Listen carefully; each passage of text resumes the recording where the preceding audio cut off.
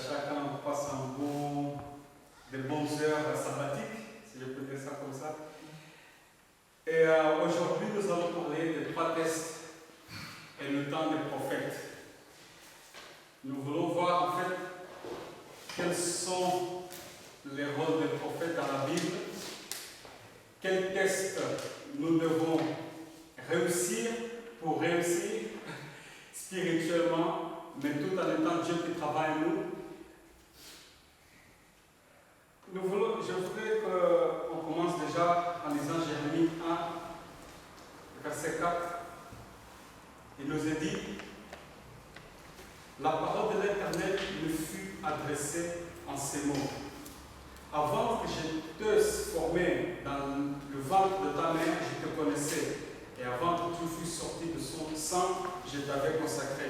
Je t'avais établi prophète des nations. Je répondis à Seigneur l'Éternel: voici, je ne sais point parler, car je suis un enfant. Et l'Éternel me dit: ne dis pas je suis un enfant, car tu iras vers tous ceux auprès de qui je t'enverrai. Et tu diras tout ce que je t'ordonnerai. Ne les crains point, car je suis avec toi pour te délivrer, dit l'Éternel. Puis l'Éternel étendit sa main et toucha ma bouche. Et l'Éternel me dit: voici, je mets mes paroles dans ta bouche. On veut établir le principe que quand un prophète parle, c'est Dieu qui parle à travers le prophète. On voit dans Exode 4, verset 12, il nous est dit: va donc, je serai avec ta bouche et je t'enseignerai ce que tu auras dit. Et dans Jésus-Christ, page 536, il nous est dit: c'est la voix du Christ qui parle par les prophètes et les patriarches depuis les jours d'Adam jusqu'au scène finale du temps. Donc on voit que la voix des prophètes, c'est la voix du Christ. 3 tests. Nous allons voir que Dieu est toujours le même hier, aujourd'hui et éternellement. Nous voyons dans Hébreux 13, verset 8, il nous est dit: Jésus-Christ est le même hier, aujourd'hui et éternellement. Les tests que le peuple de Dieu devrait toujours passer sont toujours les mêmes. Puisque Dieu ne change pas, on voit que les tests aussi sont toujours pareils. Donc la façon dont Dieu agit avec son peuple, c'est toujours pareil. Le premier test, c'est quoi? C'est l'acceptation du message du prophète ou de la prophétesse.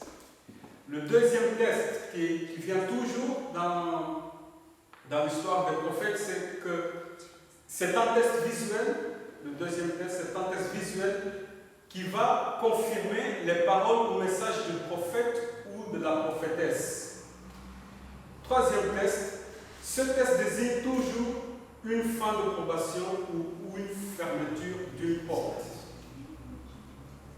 Donc on va prendre quelques histoires où on va voir que ces tests sont toujours là. On va appliquer ces tests dans les histoires qu'on va prendre.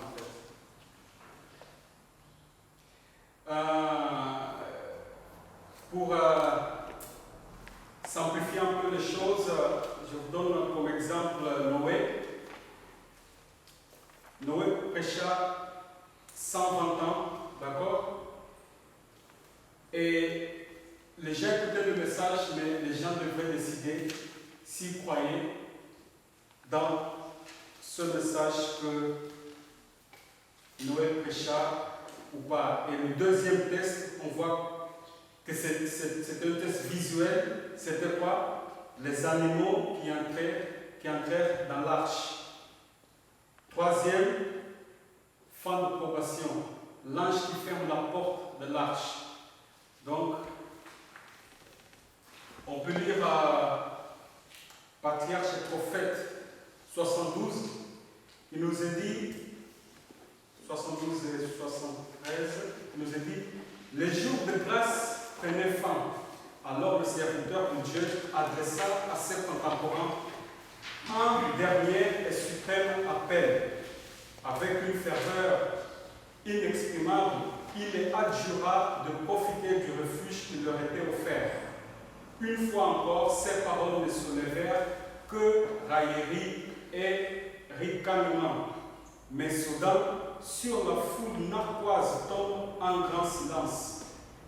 Des monts et des forêts, on voit s'avancer paisiblement vers l'arche une troupe d'animaux composée de bêtes sauvages et domestiques. En même temps, on entend un bruissement comme celui d'un vent impétueux. Et que voit-on? Dans un ordre parfait, des oiseaux innombrables à obscurcir le soleil viennent de toutes les directions. Tandis que les hommes résistent insensibles aux ordres du Très-Haut, les animaux entrent dans l'arche 2 à 2 par espèce, ou à raison de 7 couples pour les animaux purs. On contemple cette scène avec une admiration mêlée de stupeur. Les philosophes sont requis de donner une explication du phénomène, mais en vain, car ce mystère les dépasse. D'ailleurs, les hommes se sont endurcis à tel point que cette scène ne produit sur eux qu'une impression passagère. Pourquoi ça prenait aucune impression passagère? Parce que déjà, ils rejetaient tout ce temps que nous prêchons. Ils refusent le message du prophète. Test visuel, ils échouent. Et on verra la conséquence. Là, c'est Patriarche, prophète, page 73. La miséricorde divine cessa de plaider pour une race coupable. Les bêtes des champs et les oiseaux du ciel ayant trouvé un lieu de refuge, Noé et sa famille entrèrent dans l'arche. Alors l'Éternel ferma la porte de l'arche sur lui. On vit un éclair, une nuée éblouissante descendit du ciel et se tend devant l'entrée de l'arche. La porte si massive que les hommes de l'intérieur n'auraient pu la fermer, fut ébranlée par des mains invisibles et roula lentement sur ses gonds. Ainsi, tandis que Noé était à l'abri, les contempteurs de la grâce restaient sans protection. Cette porte était scellée par Dieu. Qui seul pouvait la ouvrir? Donc la porte était fermée en conséquence. Deuxième exemple, aux périodes de Millérite, nous voyons 3 messages. Le premier, le message du premier, le deuxième, le troisième ange. D'accord? On va lire encore en citation que se trouve dans Premières Écrits 260. Alors je vais demander à Chimel de le lire. Aujourd'hui, il en est beaucoup qui considèrent avec une sainte horreur la conduite des Juifs qui rejetèrent et crucifièrent le Christ. En lisant le récit des mauvais traitements qu'ils lui infligèrent, ils se disent qu'ils ne l'auraient pas renié comme Pierre ou crucifié comme les Juifs. Mais Dieu qui lit dans les cœurs a mis à l'épreuve cet amour pour Jésus qu'ils prétendent ressentir. Tout le ciel suivait avec un profond intérêt la proclamation du premier message. Beaucoup de ceux qui disaient avoir tant d'amour pour Jésus et qui versaient des larmes en lisant le récit de sa crucifixion se moquèrent de la bonne nouvelle de son retour. Au lieu de recevoir ce message avec joie, ils prétendirent que c'était une erreur. Ils haïrent ceux qui aimaient son apparition et les chassèrent des églises. Ceux qui rejetèrent le premier message ne purent jouir des bénédictions du second, ni profiter du cri de minuit qui devait les préparer à pénétrer par la foi avec Jésus dans le lieu très saint du sanctuaire céleste. En rejetant les 2 premiers messages, ils ont obscurci leur intelligence de telle manière qu'ils ne peuvent reconnaître aucune lumière dans le message du troisième ange qui indique le chemin du lieu très saint. Je vis que comme les Juifs avaient crucifié Jésus, les églises en général avaient repoussé ces messages. C'est pourquoi elles n'ont aucune connaissance du chemin qui conduit au lieu très saint et ne peuvent bénéficier de l'intercession que Jésus y exerce. Merci. Donc, on voit aussi une progression. Elle dit clairement ceux qui rejetèrent le premier message ne peuvent jouir des bénédictions du second ni profiter du cri de minuit. Et on va voir en citation pourquoi ils ne pouvaient bénéficier de cette bénédiction du cri de minuit. Parce que le cri de minuit se trouve où? Dans le deuxième message. D'accord? Et on va voir une citation où Ellen White nous fait comprendre depuis quel moment que les églises commencèrent en fait à rejeter le message de Miller. En fait.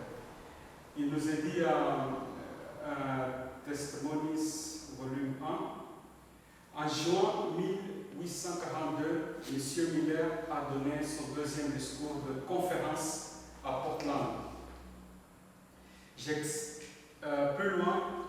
saute plus loin. À quelques exceptions près, les différentes dénominations ont fermé les portes de leurs églises contre M. Miller. Mais on peut déjà savoir automatiquement qu'est-ce que ça va suivre. Parce que le fait qu'à partir de 1842, il commençait à rejeter le message de Miller, le cri de minuit, en 1840, il ne pourrait pas bénéficier de cette bénédiction. 44.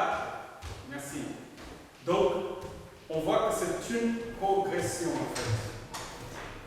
Et pas seulement qu'ils ne pouvaient pas bénéficier du cri de minuit, oui, c'est-à-dire que leur probation arrivait en termes en 1834. Pour ceux qui ont rejeté le premier et le deuxième ange, pour ceux qui ont rejeté le message du premier et du deuxième ange. Et on voit aussi qu'une porte était fermée, qui symbolise la fin de probation. Il nous est dit, dans le temps de Philadelphie, Apocalypse 3, verset 7, il nous est dit, écrit à l'ange de l'église de Philadelphie, voici ce que dit le saint, le véritable. C'est lui qui a la clé de David, c'est lui qui ouvre, et personne ne fermera. C'est lui qui ferme, et personne n'ouvrira. Je saute plus loin, verset 8. J'ai mis devant toi une porte ouverte que personne ne peut fermer. Quelle est cette porte qui était ouverte? La porte à la prédication de l'évangile au monde entier.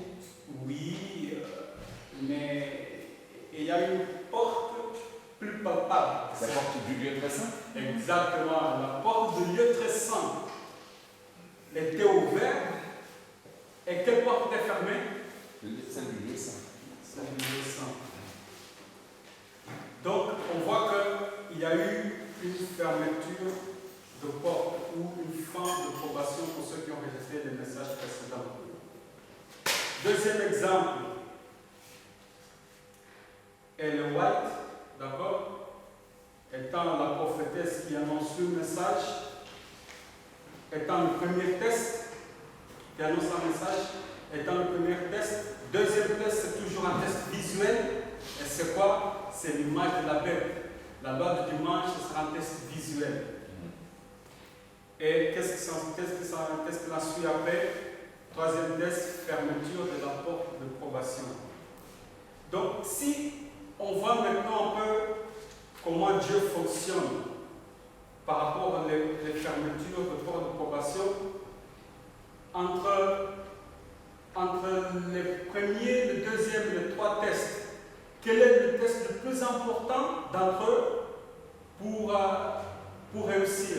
C'est-à-dire, si le test 1 nous donne la possibilité à passer au test 2 et que le test 2 nous donne la possibilité à passer pour réussir le test troisième, quel est le test le plus important d'entre eux? Oui, C'est le premier. c'est le premier, bien Parce sûr. que si on rejette le premier, après on va rejeter le deuxième et le troisième. Voilà. Bien sûr. Si on passe le premier, après on ne réussit pas le deuxième, Oui, mais on est toujours. en premier temps, il faut le premier en premier temps. Parce que bien sûr que tous sont importants, sont des tests importants, mais en premier temps, le premier, c'est C'est de comprendre le message et de l'accepter. Si tu ne comprends pas le message et que tu ne l'acceptes pas, c'est fini le reste. C'est fini, il n'y a plus rien après derrière. Oui, mais c'est tout ou rien. Oui, exactement, oui. Ah oui. Mais pourquoi Dans j'ai dit ça? l'exemple de Noé, par exemple, regarde. Ouais. Dans l'exemple de Noé, ils ont rejeté Noé. Ouais. Donc quand les animaux sont rentrés, ils ont cherché une explication, on a lu, mais ils ne se sont pas repentis. Voilà. Après, je comprends que c'est tout ou c'est rien. Mais aujourd'hui, il y a plusieurs gens qui vont te dire, je crois que je sais ce que c'est le message des trois anges. L'autre va dire, j'ai un message à t'apporter, c'est ça la vérité présente. L'autre va dire plein de messages.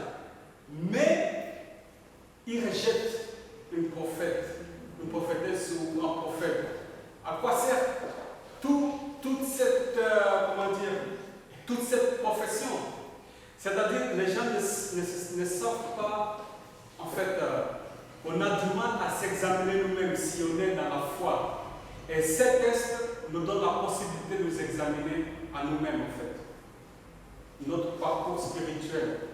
Est-ce que nous avons passé le premier, le deuxième? Est-ce que nous allons passer le deuxième, le troisième? Nous allons maintenant parler des prophètes qui proclament et qui rassemblent. Alors, de quoi s'agit-il? En fait, bon, ce n'est pas une expression catégorique, c'est juste une expression. Passez s'il vous plaît en support à Stéphane. Si quelqu'un peut, parce qu'il n'a pas. Merci beaucoup, Franck. Merci. Et oui, ce n'est pas vraiment une expression catégorique, mais juste pour faire comprendre qu'il y a deux types de prophètes. Il y a un prophète qui surgit au début d'une durée de temps prédéfinie, d'une durée de temps prophétique prédéfinie. Nous allons l'appeler prophète qui proclame. Ce sont des prophètes qui proclament, d'accord? C'est pour que nous ayons une bonne compréhension de ce que nous allons étudier maintenant. Nous allons employer cette terme de prophète qui proclame parce qu'ils étaient au moment qu'une prophétie de durée était donnée. Et à l'avant et à la fin de cette prophétie, il y a un autre prophète qui surgit et nous allons l'appeler prophète qui rassemble. Donc, prophète qui rassemble se trouve à la fin de la durée prophétique et Dieu va les utiliser pour rassembler le reste de son peuple. Les messages de ces prophètes sont toujours des messages de vie ou de mort. Nous sommes à la page 4. Messages de vie ou de mort. Et leur nom identifie toujours leur ministère. Soit pour les prophètes qui proclament ou les prophètes qui rassemblent, leur nom identifie leur ministère. D'accord? Mais il y a deux choses particulières pour les prophètes qui rassemblent. C'est qu'ils rassemblent toujours un reste. Et le message qu'ils donnent, c'est un message de vie ou de mort. C'est là où la porte d'une probation se ferme. Prenons Enoch à Noé. Enoch, on peut dire que c'est un prophète qui proclame. Enoch avait un fils qui s'appelle Methuselah. Methuselah en français? Methuselah ou Mathusalem. Mathusalem. L'homme le plus vieux de la terre. Ok. Et en fait, j'ai pu comprendre que le nom Mathusalem signifie quand il sera mort, il arrivera. Ça veut dire quand il sera mort, le déluge arrivera. C'est vrai. Et le fait, vous voyez, Enoch étant un prophète qui proclame, son fils prophétise déjà une prophétie qu'il y aura venir, qui allait venir en déluge. Et vers la fin de la vie de son fils, qui surgit, déjà on va voir qu'est-ce que signifie Enoch, parce qu'on a dit que les noms identifient leur ministère. Enoch veut dire enseignant ou maître. Dans The Upward Look 228, Enoch dit Enoch fut un maître de la vérité à l'époque où il vécut. D'accord? Et donc, après, Noé vient. Noé va jouer le rôle de ce prophète qui rassemble un reste. Déjà, Noé veut dire repos ou pour consoler. Dans Genèse 5, 29, il nous est dit, il lui donna le nom de Noé en disant, celui-ci nous consolera de nos fatigues et du travail pénible de nos mains, provenant de cette terre que l'Éternel a maudite. Noé, dans quel sens il a consolé?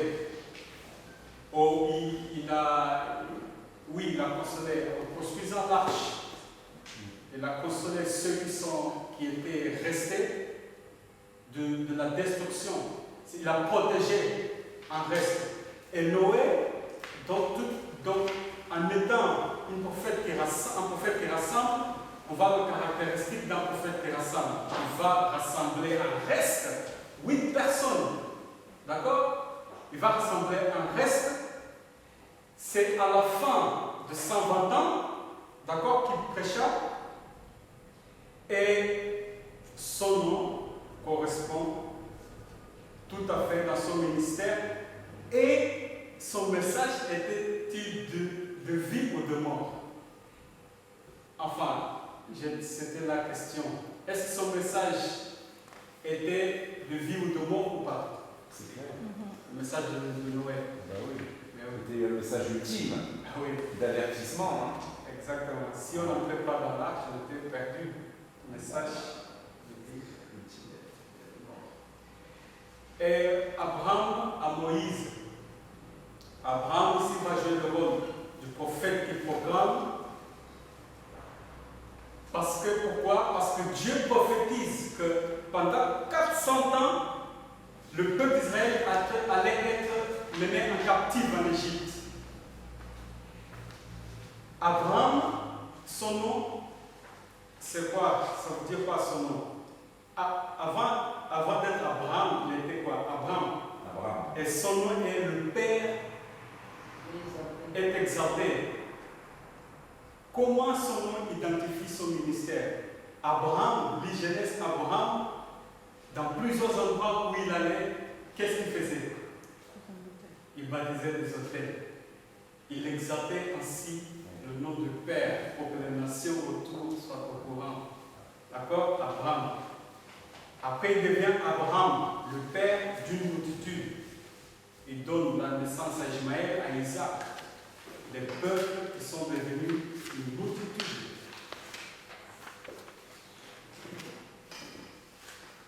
Et après Abraham, qui vient à la fin de cette prophétie de 400 ans de captivité? Qui? Moïse. Prophète qui rassemble, c'est Moïse. Moïse signifie sauver des eaux, c'est-à-dire réchapper. Et Moïse a sauvé le peuple à travers les eaux. Le nom de Moïse correspond à son ministère. Il a rassemblé un reste. Et son message était de vie ou de mort. Jérémie à Daniel. Jérémie, c'est un prophète qui proclame. Nous lisons dans Jérémie à 29:10. Mais voici ce que dit l'Éternel. Dès que 70 ans seront écoulés pour Babylone, je me souviendrai de vous et j'accomplirai à votre égard ma bonne parole en vous ramenant dans ce lieu. On voit que Jérémie proclame une prophétie de 70 ans. Jérémie veut dire Yahvé est exalté. Ok? Jérémie, quand il prêchait,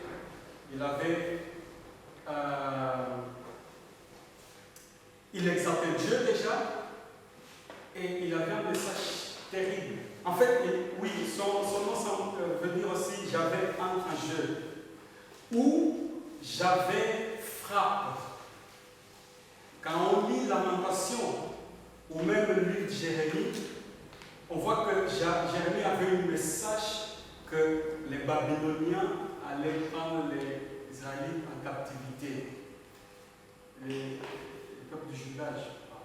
Le peuple de Juda. Oui, en captivité. Donc il y avait un message de châtiment en fait, parce que c'est un châtiment que Dieu allait donner. D'accord?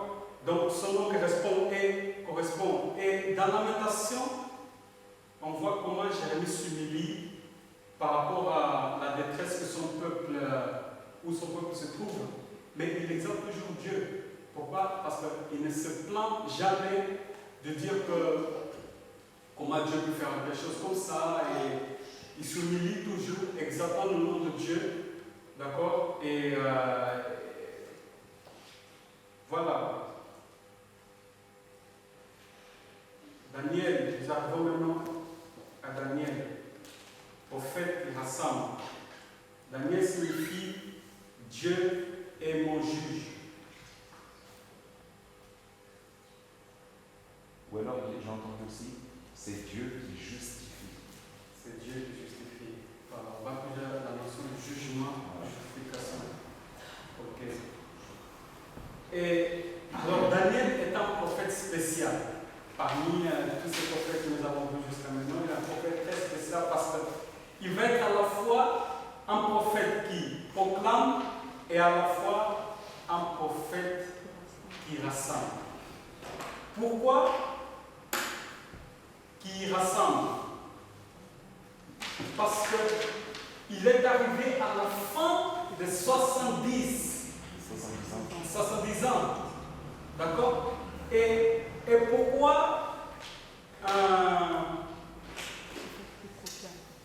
pourquoi son message était un message de vie ou de mort? Parce que le prophète qui rassemble un message de vie ou de mort pour un reste. Il y a ce moment, le peuple de Dieu devait sortir maintenant de Babylone pour retourner chez eux. Mais le problème, il y avait quelques-uns qui disaient, enfin, qui ne voulaient pas revenir dans leur maison. Donc c'était un message de vie ou de mort. Soit on écoute Daniel ou les prophètes et on fait selon la volonté de Dieu, soit on reste en Babylone et on périt. C'est-à-dire qu'il y en a beaucoup qui sont restés et qui ont vécu après. Oui, après, c'est. Est-ce que c'est permet-moi après, c'est le régime d'Assyrus, Esther. Il y a eu un décret de mort aussi pour les Juifs. Et c'est pour ça aussi il y a une notion de vie ou de mort. Parce qu'après, le peuple juif a dû subir encore un décret de mort sous le règne de la reine Esther. On peut lire ça dans. Oui. Patriarche. Ce sont ces juifs qui n'avaient pas voulu partir De Babylone et qui ont dû subir ça. Voilà.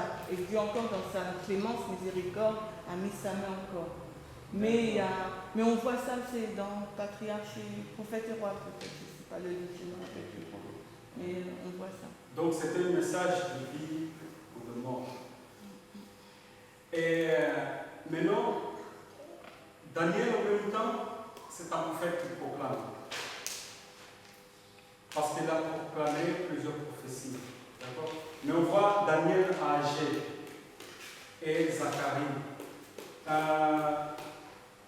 Donc, Agé signifie celui qui est né dans un jour de fête. Parce que Agé se trouvait dans le moment où justement le temple allait être rebâti. D'accord?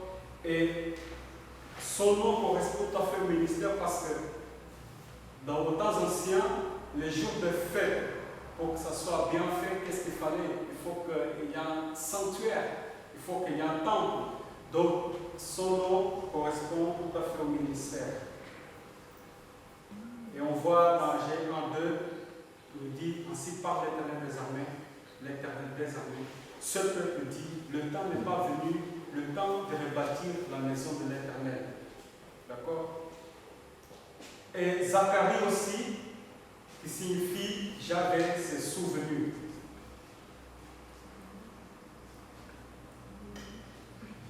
Maintenant, Daniel à Jean-Baptiste.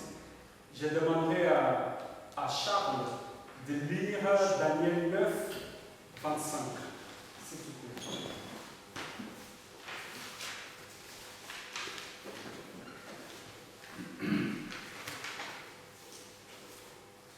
Sachez-le donc et comprends. Depuis le moment où la parole a annoncé que Jérusalem sera rebâtie par loin, au conducteur, il y a 7 semaines et 70 semaines. Les places et les fossés seront rétablis, mais en des temps fâcheux. Merci beaucoup. Il y a plusieurs prophéties là-dedans. Non, que ces prophéties en fait correspondent à 483 ans. Les 7 semaines et 62 semaines, c'est en fait 483 ans. Et c'est là où Jésus était loin, d'accord? Son baptême.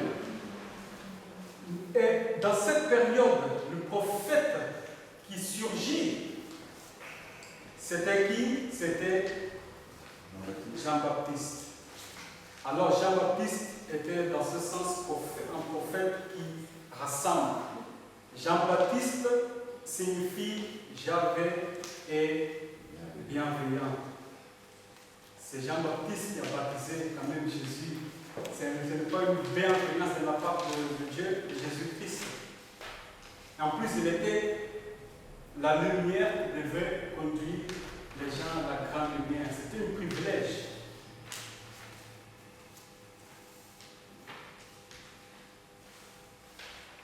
Et son message est un message de vie et de mort.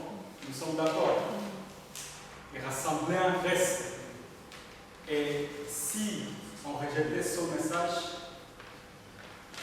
on pouvait crucifier tout tranquillement Jésus-Christ. Donc ce message est un message de vie et de mort. C'est à cause de rejeter ce message que le peuple a crucifié Christ en fait. Alors, je demande à Patrick de lire la citation suivante, 3 tests progressifs. Je fus ramené à la proclamation de la première venue du Christ. Jean-Baptiste fut envoyé dans l'esprit et la puissance d'Élie pour préparer la voie du Sauveur. Ceux qui rejetèrent son témoignage ne purent bénéficier des enseignements de Jésus. Leur opposition au message qui proclamait sa venue les empêcha de reconnaître son caractère messianique. Satan poussa ceux qui rejetèrent le message du Baptiste à aller encore plus loin, à rejeter et à crucifier le Christ. Ils ne purent ainsi recevoir les bienfaits de la Pentecôte, ceux qui leur auraient enseigné la voie du sanctuaire céleste. Le voile du temple déchiré a indiqué que les sacrifices et les ordonnances judaïques ne seraient plus agréés. Mais les Juifs en général furent plongés dans d'épaisses ténèbres. Ils ne purent comprendre le plan du salut et ils continuèrent à placer leur confiance dans leurs sacrifices et leurs offrandes inutiles. On voit les conséquences. Il nous arrive, si on rejette le premier message, le premier test, on rejette le deuxième, et là on plonge dans un épaisse ténèbre, comme nous dit le Juif.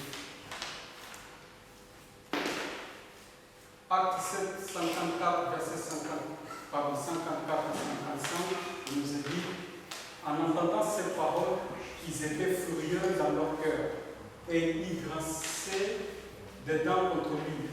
Mais Étienne, rempli du Saint-Esprit et fixant les regards vers le ciel, vit la gloire de Dieu et Jésus debout à la droite de Dieu.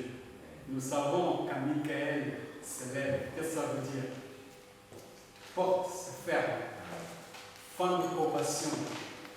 Parce que nous a dit que Jésus, quand il est monté au ciel, il s'est assis à droite de son Père. Et quand il est debout, vérifiez Daniel 12, verset 1, quand Michael s'élève, c'est la fin d'une probation. Donc quand Étienne a vu Jésus debout, fin de probation pour la nation juive. C'était fini pour eux. C'est là qu'on marquait, aujourd'hui nous avons parlé de l'approbation des Juifs. Du rejet De Dieu, du peuple juif en tant que peuple, en tant que nation, Voilà, tout à fait. Et donc, on voit que les tests sont progressifs.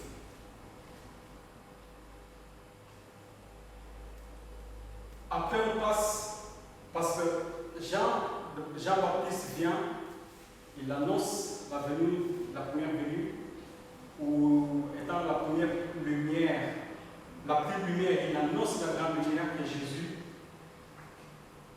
3 ans et demi, Jésus exerce son ministère. Après, il est enlevé au ciel. Qui sont après? Ou qui est celui qui va être un prophète qui rassemble? Pourquoi? Parce qu'à la fin, arrivant à la fin de probation pour le peuple juif, il y avait les disciples qui annonçaient Christ crucifié, mais parmi ces disciples, il y avait Jean, le révélateur. Jean signifie Javé et bienveillant. Et on voit comment Dieu a utilisé la bienveillance envers Jean en donnant la lumière, en donnant la révélation d'abord à Jésus, après Jésus à l'ange, et après l'ange, l'Apocalypse 1, verset 1, après l'ange, Jean reçoit la révélation. On voit que Dieu était bienveillant en Jean, le révélateur.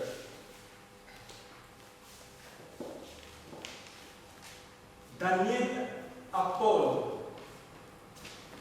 Daniel 9, 24, il nous a dit 70 semaines ont été fixées sur ton peuple et sur ta ville sainte pour faire cesser les transgressions et mettre fin au péché, pour expier l'iniquité et amener la justice éternelle, pour sceller la vision et le prophète et pour rendre le saint des saints.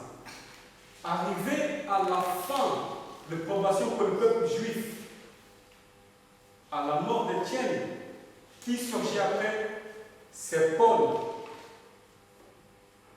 Paul, qui au début s'appelait Saul, qui signifie demandé par Dieu, choisi ou exposé. Je demanderai à quelqu'un de lire Acte 9, verset 15. Mais le Seigneur lui dit, va, car cet homme est l'instrument que j'ai choisi pour porter mon nom devant les nations, devant les rois et devant les fils d'Israël. Merci. On voit que son nom correspond à son ministère, instrument que j'ai choisi. Sans le ministère à... Oui, continuons. Paul, qui signifie petit. On lit dans Ephésiens 3, verset 8. À moi qui suis le moindre ou le petit de tous les saints, cette grâce a été accordée d'annoncer aux païens les richesses incompréhensibles du Christ. Le message de Paul était un message de vie ou de mort, parce que là, il avait une division, ceux qui croyaient en Christ et ceux qui ne croyaient pas en Christ.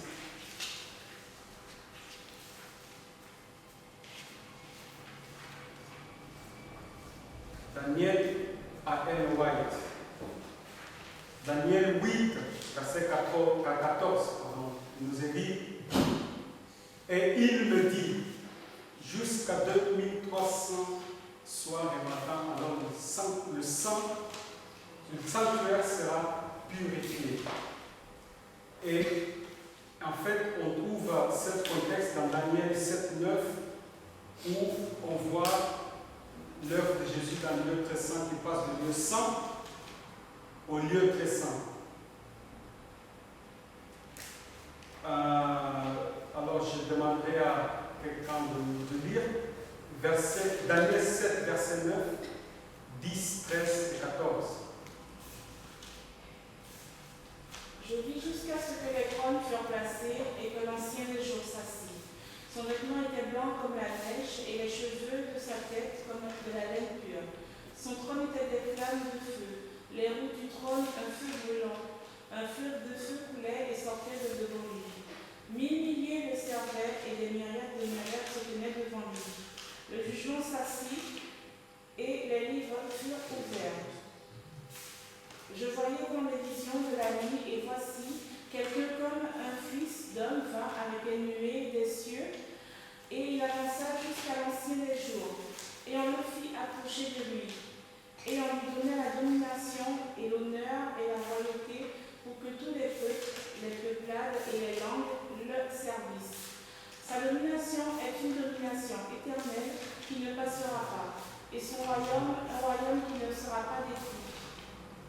Merci. Donc, on voit qu'à la fin de ce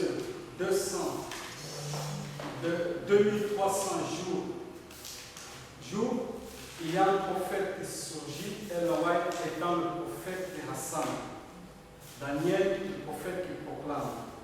Et ce prophète qui va rassembler un peuple reste. Son message sera un message de vie ou de mort.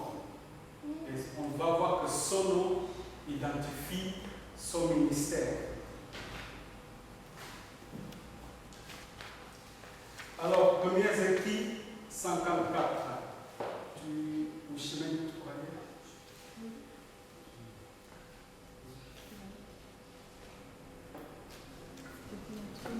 Je vis un trône, et sur ce trône étaient assis le Père et le Fils. Devant le trône, je vis le peuple adventiste, l'Église et le monde. Je vis deux groupes. L'un était incliné devant le trône, profondément intéressé, l'autre semblait indifférent. Ceux qui s'inclinaient devant le trône priaient en regardant Jésus, qui lui regardait son Père et semblait plaider avec lui. Une lumière jaillissait du Père vers son Fils, et du Fils au groupe en prière. Puis je vis une lumière resplendissante qui venait du Père vers son Fils, et du Fils flottait sur ceux qui étaient devant le trône. Mais ils étaient peu nombreux ceux qui la recevaient. Plusieurs la fuyaient, d'autres y étaient indifférents, et elle s'écarta d'eux. Quelques-uns l'appréciaient et allaient s'incliner avec le petit groupe qui était en prière. Tous dans ce groupe recevaient la lumière et en avaient de la joie. Leur visage en reflétait la gloire. Merci.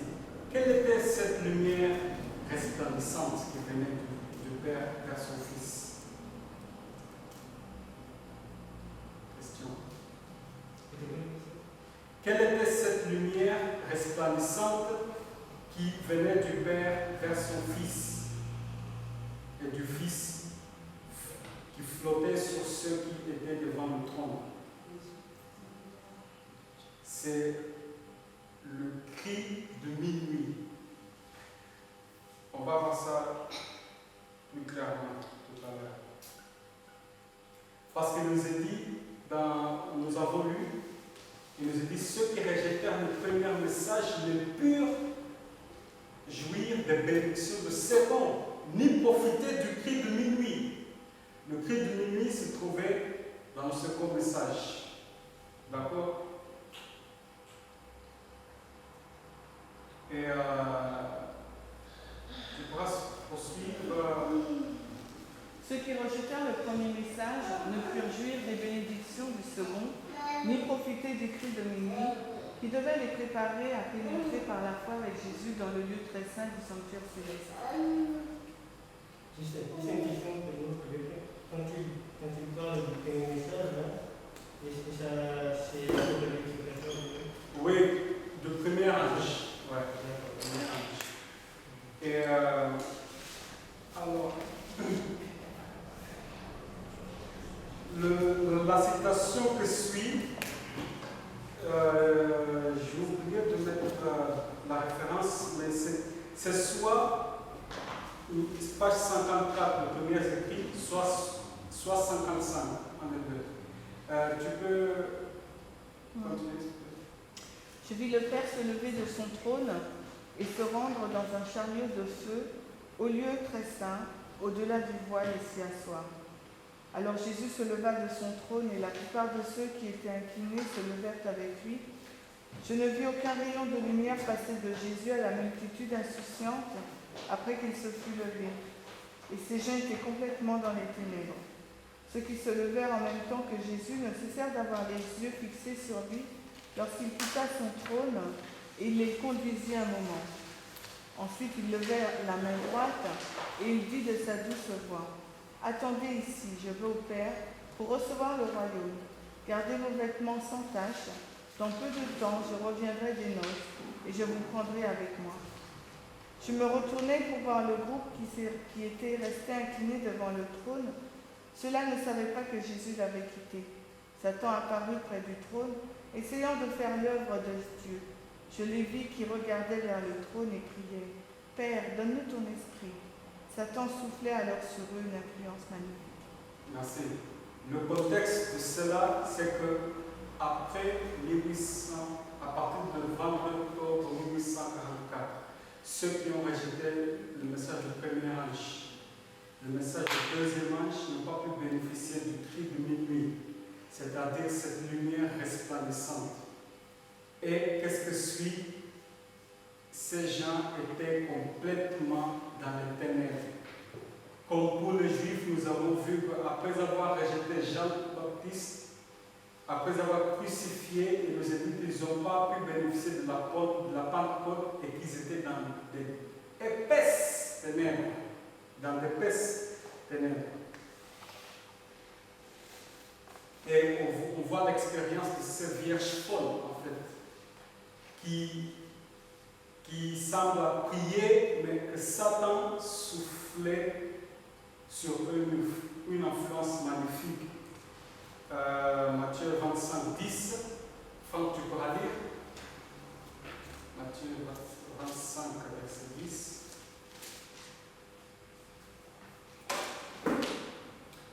Pendant qu'elle allait en acheter, l'époux arriva. Celle qui était prête entrèrent avec lui dans la salle des noces et la porte fut fermée. Merci. Maintenant, il y a beaucoup de controverses par rapport au ministère d'Ellen White. Nous avons vu déjà qu'elle fait partie de ces prophètes qui rassemblent. Mais aujourd'hui, beaucoup met à l'écart l'esprit de prophétie en disant que c'est une petite lumière. Alors, je vais demander à Patrick de lire cette citation, colporteur. Colporteur ministère. Ok, d'accord.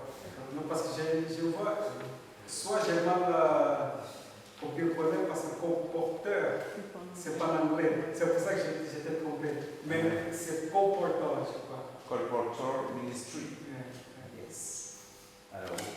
Page 125. Alors, le Seigneur instruit son peuple, ligne après ligne, précepte sur précepte, un peu ici, un peu là. Peu d'attention est donnée à la Bible, et le Seigneur a donné une petite lumière pour conduire les hommes et les femmes à une plus grande lumière. Oh, que de bien pourrait être accompli si les livres contenant cette lumière étaient lus avec la détermination d'apporter les principes qu'ils contiennent. Il y aurait une plus grande vigilance, un plus grand renoncement à soi et un effort résolu. Et beaucoup pourraient se réjouir à la lumière de la vérité présente. Donc on voit que tout en étant petite lumière, c'est primordial pour avoir cet effort résolu, cet renoncement de soi. Donc ce n'est pas de dire que c'est une petite lumière que Anodine. on met à l'écart. Non. Et parlant de petite lumière, regardons déjà dans la Genèse comment Dieu identifie une petite lumière. Alors je demanderai à quelqu'un de prendre Genèse 1, 14 à 16. Dieu dit qu'il y ait des lumières dans les conduits du ciel pour séparer le jour de la nuit, que ce soit des signes pour marquer les époques, les jours et les années, et qu'ils servent de lumière dans les conduits du ciel pour éclairer la terre. Et c'est là fut ainsi. Dieu fit les deux grandes lumières, les plus grandes lumières pour présider au jour et les plus lumières pour présider la nuit. Il fit aussi les étoiles fortes. Donc on voit, Dieu a créé un lumière plus petit. Mais au verset 16, on voit qu'il dit que Dieu fit les deux grandes lumières. Mais la plus grande, d'accord, c'est le soleil, n'est-ce pas? Et le plus petit, c'est la lune. La lune, sa lumière vient de quelle d'où? Vient d'où? Du soleil. Donc la lumière que la lune donne, c'est du soleil. Cette petite lumière, c'est la lumière du soleil. Oui.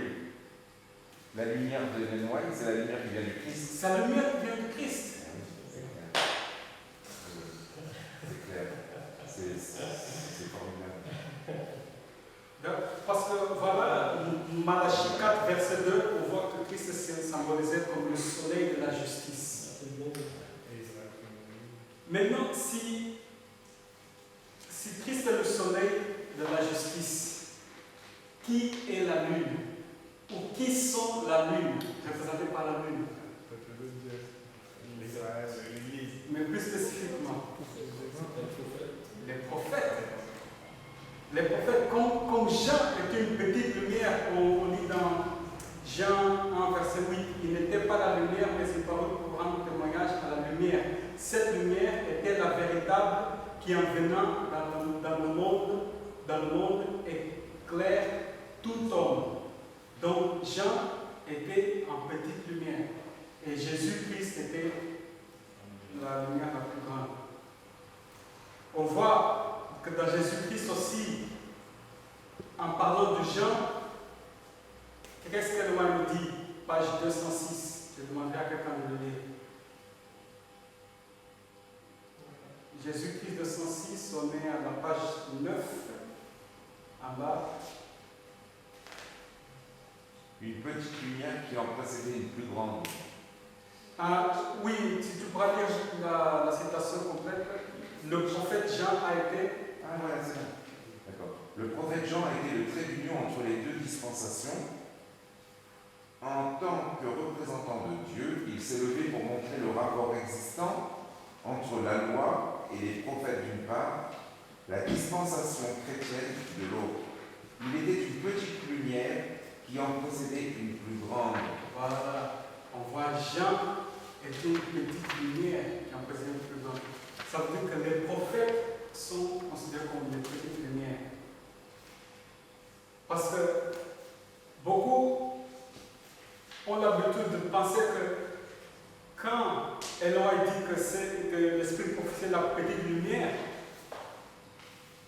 ils pensent souvent que la Bible, c'est la lumière la plus grande. Mais ici, on est en train de voir que la lumière la plus grande, c'est Christ, et la lumière la plus petite, c'est les prophètes. Dans la Bible sont écrits les témoignages des prophètes. Ce sont ça les lumières plus petites. Parce que le Christ est le soleil de la justice.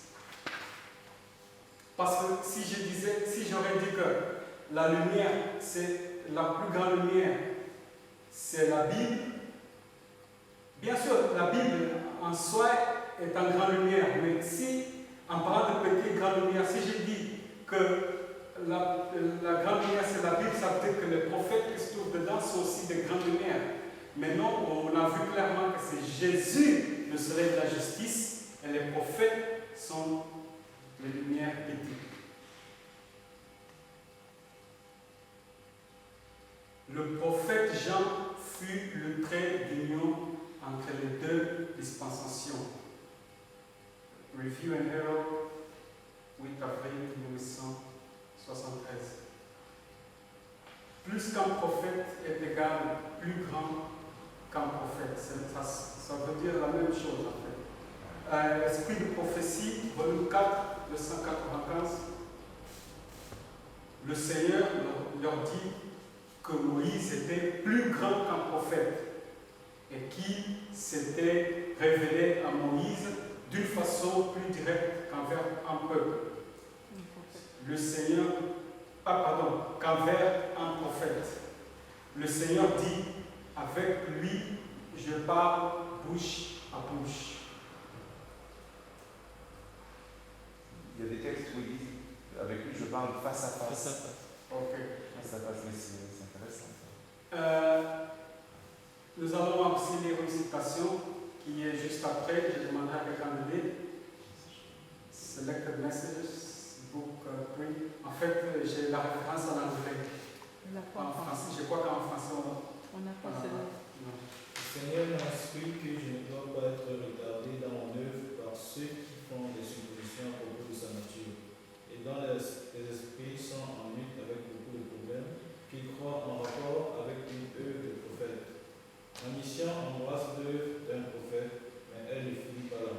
Elle embrasse beaucoup plus que les esprits, de ceux qui ont semé les grains de l'incrédulité peuvent comprendre. Amen. Donc nous lisons, ma mission embrasse l'œuvre d'un prophète, mais elle ne finit pas là.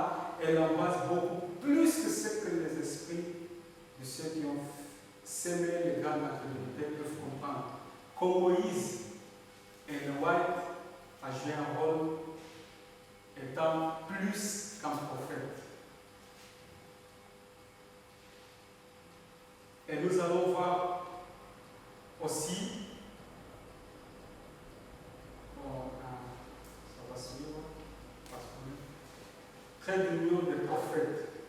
Nous voyons en fait, Ellen White est dans la catégorie des trois autres prophètes, Noé, Moïse, Jean-Baptiste. Parce qu'on voit que Moïse et Jean, ils étaient le trait d'union entre des différentes dispensations. Alors, je n'ai pas réussi à mettre qu'est-ce que signifie vraiment dispensation, le mot dispensation, mais je crois qu'on est capable de comprendre, c'est que une dispensation, c'est-à-dire, comment dire, oui.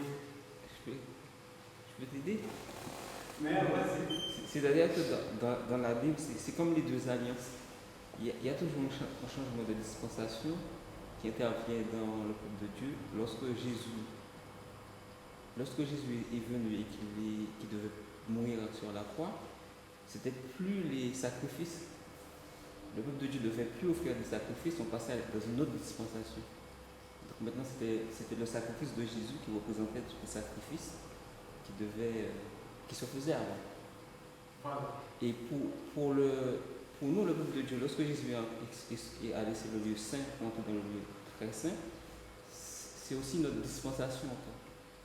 Donc c'est un système religieux. Voilà, une dispensation, c'est un système religieux dans l'époque bien particulier. On est dans la dispensation du lieu très saint. Voilà. Et c'est-à-dire que maintenant, ce qui se passe dans le lieu très saint, c'est la deuxième phase du jugement, où Jésus reçoit l'épouse. Et quand le jugement est terminé, il s'en est fait. Il vient chercher son peuple. À partir de 1244, comme le message du premier ange dit, que voici l'heure du jugement qui commence. Le message du premier ange.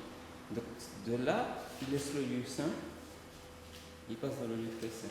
Alors, donc, cette dispensation, c'est ce qui se passait pour le peuple d'Israël lorsqu'il faisait le Yom Kippour, c'est-à-dire il y avait le jour des expiations. C'était un jour où on devait s'humilier parce que le prêtre, il entrait dans le lieu très saint. Et ça représente la même chose. Et ça doit attirer notre attention en quelque sorte. Nous vivons la même période, la période du Yom Kippour en quelque sorte, d'une manière spirituelle dans le peuple de Dieu, de la façon dont ça se passait littéralement dans le peuple. Ok, donc en fait, ce qui est important ici à voir, c'est que quelle était la dispensation où se trouvait Noé? Comment ils adoraient? Lisez Patriarche et Prophète, vous allez voir que Noé, enfin les descendants d'Adam, ils adoraient Dieu aux portes d'Éden. Et Moïse surgit après. Après, il y a ce transfert de portes d'Éden aux hôtels, aux sanctuaires terrestres. Donc, on voit les dispensations. Et c'est pour cela que Jésus a parlé de Jean-Baptiste étant un prophète, enfin, étant plus grand qu'un prophète. Et que Moïse, et que le White dit aussi, en parlant de Moïse, disait que Jésus considérait Moïse comme plus grand qu'un prophète. Parce que ces prophètes étaient là comme un trait d'union par rapport aux dispensations. Et donc, Moïse des hôtels au sanctuaire terrestre, Jean-Baptiste du sanctuaire terrestre au sanctuaire céleste. Jean-Baptiste conduisait les gens à Christ et devrait après exercer son ministère au lieu saint. Et Ellen White du lieu saint au lieu très saint. Donc, ce sont 4 prophètes les plus grands. Et voilà, donc on voit la raison de cette pensée qu'ils étaient plus grands qu'un prophète. Jamais il n'y eut un temps. Alors, Chimène, tu pourrais lire, s'il te plaît? Dans les temps anciens, Dieu a parlé aux hommes par la bouche des prophètes et des apôtres. À notre époque, il parle aux hommes par les témoignages de l'Esprit. Jamais il n'y eut un temps où Dieu a instruit son peuple avec plus d'ardeur que maintenant concernant sa volonté et le cours qu'il aimerait les voir suivre. Témoignage volume 5, page 661. Merci. Donc, on a vu que l'esprit de prophétie, c'est important. Mais nous allons voir aussi que Ellen White étant une prophétesse qui rassemble un reste, son message, si rejeté, c'est la perdition, si accepté, c'est la vie éternelle, donc message de vie et de mort. Et son nom correspond à son ministère, comme tous les autres prophètes. Donc, elle est la prophétesse pour nous en tant que peuple baptiste, la Laodicée. Et quelles sont les choses que Laodicée doit avoir selon Apocalypse 3, 18? Je te conseille d'acheter de moi de l'or, des vêtements blancs et un collier. Et on va voir que Ellen White, son ministère, va englober ces choses que nous, en tant que peuple, avons besoin. L'or, les vêtements blancs et en colère. Il nous est dit dans le Review and Herald, 19 août, l'état de l'Église représenté par les vierges folles est aussi représenté par l'état de la Odyssée. Trajet du siècle 425, la parole des 10 vierges illustre aussi la crise que traversait le peuple adventiste. Je demanderai quelqu'un à lire Nine Testimonies, volume 9, le temps de la visitation. Patrick, tu peux aller, s'il te plaît. Oh, que le peuple puisse connaître le temps de sa visitation. Il y en a beaucoup qui n'ont pas encore entendu la vérité pour ce temps. Il y en a beaucoup avec qui le Saint-Esprit lutte. Le temps des jugements de Dieu et le temps de la miséricorde pour ceux qui n'ont pas eu l'opportunité de savoir ce qu'est la vérité. Tendrement le Seigneur les regarde. Son cœur de miséricorde est touché. Sa main est toujours étendue pour les sauver, tandis que la porte est fermée sur ceux qui ne veulent pas entrer. Merci. On voit ici que la porte de probation ferme d'abord aux adventistes. Et c'est après, c'est-à-dire une fois que la loi du dimanche vient, la porte est ouverte pour ceux qui n'ont pas connu l'évangile. Qui n'ont pas encore connu l'évangile. Mais pour nous, parce qu'il dit, sa main est toujours étendue pour les sauver, tandis que la porte est fermée sur eux qui ne veulent pas entrer. Maintenant, or, qu'est-ce que l'or veut dire? Apocalypse 18. Or, c'est quoi? Or, c'est la foi qui œuvre par amour et purifie l'âme. Vêtement blanc symbolise la justice du Christ. Collier symbolise le discernement spirituel ou la parole de Dieu. Ou alors le Saint-Esprit. Oui, qui va nous donner le discernement. Voilà, le Saint-Esprit. Alors, Hélène, ce mot anglais ou ce nom anglais veut dire une lampe qui brille et claire. Parce que le collier étant discernement spirituel pour la parole de Dieu, Psaume 119 nous dit, verset 105, ta parole est une lampe à mes pieds et une lumière sur mon sentier. Et Hélène signifie une lampe qui brille et claire. Donc pour le collier, Hélène identifie le ministère. Laisse-moi trouver la signification. Dans les dictionnaires? Dans le dictionnaire, oui. Dans le dictionnaire. Dans le dictionnaire anglophone. Alors, l'or de la foi, gold, signifie or, descendant de l'or. Ancien nom personnel anglais dérivé du métal. Parce que Helen Good White, gold symbolisant l'or, on voit que quand Jésus dit je te conseille d'acheter l'or, on voit que le nom d'Ellen White, deuxième prénom Good, identifie le ministère aussi, c'est-à-dire à conseiller les gens acheter l'or. Je crois qu'en anglais, c'est d'or. Non, mais anciennement. C'est un ancien nom. Alors, j'avais du mal quand j'ai cherché ça pour la première fois, j'avais du mal à trouver. Parce qu'aujourd'hui, c'est gold sans le U. Là, il est gold avec un U. Mais si tu cherches bien dans le dictionnaire ancien, tu verras gold, c'est l'or. Et on voit une citation où Ellen White nous encourage à avoir cette foi véritable qui est l'or éprouvé par le feu. Donc son témoignage, son nom symbolisait son témoignage entier. Vêtements blancs. White, c'est blanc. Apocalypse 9, verset 8, et il lui a été donné de se revêtir de fin lin, éclatant pur. Car le fin lin, ce sont les œuvres justes des saints.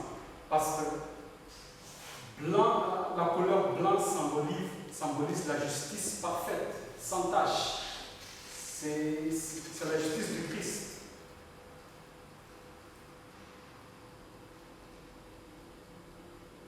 Et quand, prenons Apocalypse 3, 20, qu'est-ce que nous est dit?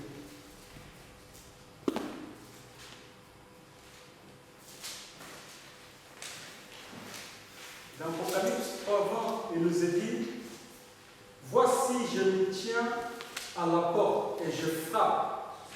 Si quelqu'un attend ma voix et ouvre la porte. Qu'est-ce qu'on a vu que c'est la voix de Jésus? C'est la voix du Christ qui parle par les prophètes et les patriarches depuis le jour d'Adam jusqu'au saint final du temps. Cette voix qui frappe à la porte, c'est la voix des prophètes, c'est la voix des témoignages de l'esprit de prophétie. Et aussi, jusqu'à présent, nous pouvons venir à une conclusion qu'après Ellen White, il n'y a pas d'autre prophète. Pourquoi? Si vous retournez à la page plus haut, c'est-à-dire la page 10, on voit que les prophètes, les grands prophètes, ils étaient toujours en train de lire. Noé, Moïse, Jean-Baptiste et Noé. Mais après le lieu très saint, il y a quoi? Hein? Oui, mais quand. Après, voilà, Jésus revient après le lieu très saint et c'est la fin. Mais, parce que vous allez voir quelque chose. Il nous a dit Jésus-Christ, je répète, 136. C'est la voix de Christ qui parle par les prophètes et les patriarches depuis le jour d'Adam jusqu'au saint final du temps. Quand est-ce que ça sera le saint final du temps? C'est quand Jésus aura terminé son œuvre dans le lieu très saint. C'est la scène finale du temps. Et ici, il nous est dit que la voix du Christ parle par les prophètes. Mais après que Jésus aurait fini son ministère dans le lieu très saint, un prophète peut parler, rien ne va bouger. Donc, Ellen White, c'est la dernière prophète. Bien sûr, Joël nous dit que vos fils auront des rêves, mais son ministère, son potentiel, et il n'y aura plus d'autres prophètes comme elle. Mais maintenant on peut dire, mais elle est white, elle est good white, ok, mais avant qu'elle se marie, d'accord, elle s'appelait Harmon, elle est good Harmon. Est-ce que son nom correspond aussi, quand même? Bien sûr, toujours une lampe qui brille, éclair, elle est good. Or, Harmon, un soldat de paix. Et commentant le verset, chapitre 12, Elohim nous dit que le drapeau. Bon, j'ai bien envie plutôt quelqu'un à lire cette citation, s'il vous plaît. Quelle citation? Ceux qui aiment et gardent les commandements de Dieu sont odieux pour la synagogue de Satan. Et les pouvoirs des démons manifesteront leur haine envers eux, le plus possible. Jean a vu le conflit entre l'Église du reste et la puissance de Satan et dit « Et le dragon fut irrité contre la femme et s'en alla faire la guerre au reste de sa postérité, à ceux qui gardent les commandements de Dieu et qui ont le témoignage de Jésus. » Donc, le dragon fut irrité contre la femme et s'en alla faire la guerre. Nous sommes. C'est-à-dire que dans ça, nous voyons une guerre et Harmon qui signifie un soldat de paix. On voit qu'il y a une séparation de ceux qui servent Christ et ses commandements et ceux de la partie de Dragor. Donc toujours dans son ministère, le nom de cette prophétesse, notre sœur Ellen White, correspond. La toute dernière tromperie. Chimène, s'il te plaît. Satan s'efforce constamment d'introduire ce qui est faux, ce qui peut éloigner de la vérité. La toute dernière tromperie de Satan consistera à neutraliser le témoignage de l'Esprit de Dieu. Faute de révélation prophétique, le peuple s'abandonne au désordre. Proverbe 29-18. Satan s'y prendra avec ingéniosité par différents moyens et différents agents pour ébranler la confiance du reste du peuple de Dieu dans le véritable témoignage. Voilà. Pendant que nous étudions tout ça, Satan lui-même, malheureusement, il étudie avec nous. Et il a étudié plus en avant, même avant que nous le sachions peut-être. C'est quelle référence ça? Alors, la référence que je vais vous donner, heureusement que j'ai ici. Message choisi, volume 1, 54. Et Satan sait bien que la toute dernière tromperie consistera à neutraliser le témoignage de l'esprit de prophétie, de l'esprit de Dieu. Il sait bien que si il bloque le peuple de Dieu pour accepter le premier test, le test que Dieu nous propose pour accepter le message d'un prophète ou de la prophétesse, si il réussit à nous bloquer dans ça, il sait que nous chuterons pour le deuxième test, le troisième test. C'est pour cela que la toute dernière tromperie à lui consistera à neutraliser le témoignage de l'Esprit de Dieu. Et je vous encourage, mes frères et sœurs, de vous bien examiner. Pour ceux qui avaient de doute d'esprit de prophétie, j'espère que ça va leur aider à être ancrés être ancrés de ce message et pour pouvoir réussir le premier test. Parce que le deuxième test visuel, qui sera la marque de la bête, viendra, mais seuls les gens qui réussiront ce test visuel, ce sont ceux qui ont réussi le premier test. Et avant d'avoir un mot de prière, juste quelque chose que je trouve très intéressant. Pardon, je reprends. Apocalypse 18, verset 1.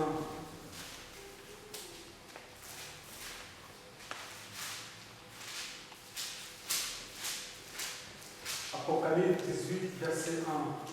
Il dit, après cela, je vis descendre du ciel un autre ange qui avait une grande autorité et la terre fut éclairée de sa gloire. Qu'est-ce que Dieu a utilisé pour éclairer la terre dans la Genèse? Nous avons lu Genèse 1. Qu'est-ce qu'il a utilisé? Qu'est-ce que Dieu a fait pour éclairer la terre? Il a créé deux lumières. Une plus grande, l'autre la plus petite. Et ici, quand l'ange descend pour éclairer la terre de sa gloire, autrement dit, cet ange c'est un message, bien sûr, mais comment il va éclairer? Il va éclairer les hommes avec la justice du Christ, la grande lumière, le soleil de la justice, Jésus-Christ, mais aussi il va éclairer l'esprit des hommes pour qu'ils reviennent à l'esprit de prophétie, la petite lumière. Parce que pour que Dieu éclaire, Dieu utilise deux lumières. C'est